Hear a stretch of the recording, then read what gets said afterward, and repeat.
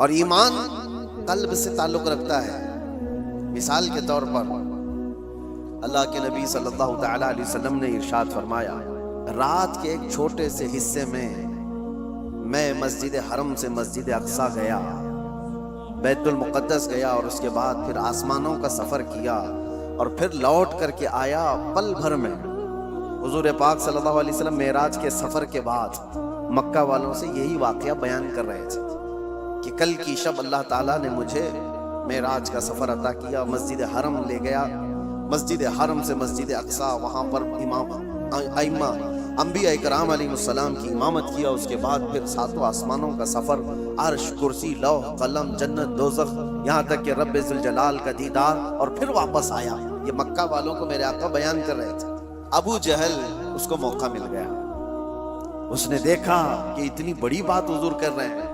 اتفاق ایسا کہ اس محفل میں سیدنا ابو بکر صدیق نہیں تھے، وہ کہیں سے آ رہے تھے، ابو جہل راستے میں ملا، اور اس کے بعد پکڑ کر کے کہا، ابو بکر رکو، بہت اہم کام ہے، امپورٹنٹ کام ہے، کیونکہ اسے پتا ہے کہ ابو بکر سے زیادہ قریب رسول اللہ کے کون ہیں۔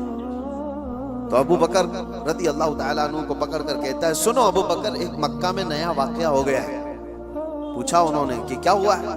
کہا ایک شخص ایسا ہے جو کہتا ہے رات کو وہ سویا تھا اور رات میں وہ اٹھ کر کے مسجد حرم گیا، مسجد حرم سے بیت المقدس مسجد اقصی گیا، اور واپس وہ رات یہیں آ گیا۔ کیا یہ پاسبل ہے؟